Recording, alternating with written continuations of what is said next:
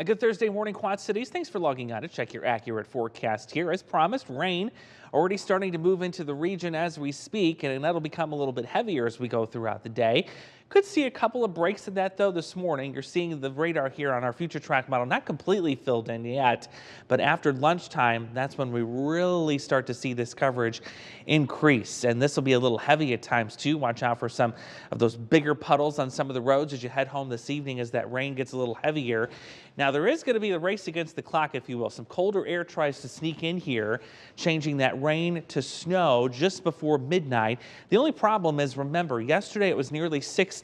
The ground absorbed that warmth, and not to mention the ground's going to be soaking wet. So trying to get any of this snow to stick is really going to be a challenge. So as of right now, I don't anticipate anything sticking to the ground, let alone the roads. You see all of that is out of here by the commute tomorrow morning.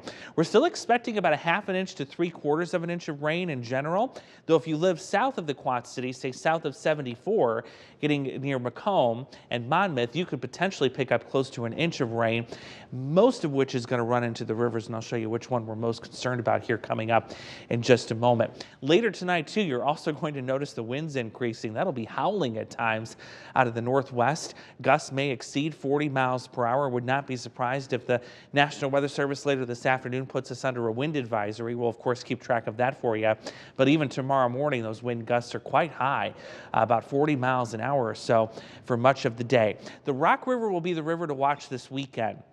That is the one that is most vulnerable to some flooding with all of this rain coming in. We're expecting it to be awfully close to moderate flood stage by Sunday, especially into Monday. A reminder of who that impacts at 13 feet. You're talking about water encroaching areas near South Shore Drive, that is. And then also some impacts to Smiths Island and also south of John Deere Road near Canal Road. Could see some water start to get a little bit higher there. No concerns for the Mississippi River right now, by the way.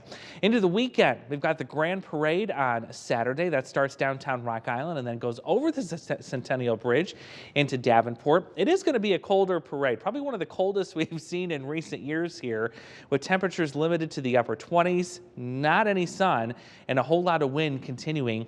That means we're going to see feels like temperatures in the single digits and also the teens at times. So we hope to see you out there. The Beast will be out there in the parade. Should be a pretty good crowd. Just make sure you're layered up to stay comfortable. Big turnaround for the second half of the weekend. That's going to have us back into the 40s by Sunday, and then really feeling like spring as we get into next week. That's going to get us into the 50s by Monday, 60s and some springtime thunderstorms coming in by the time we get to Thursday. Don't forget to get the News 8 app. You can get the interactive radar and track that rain as it arrives throughout the day today.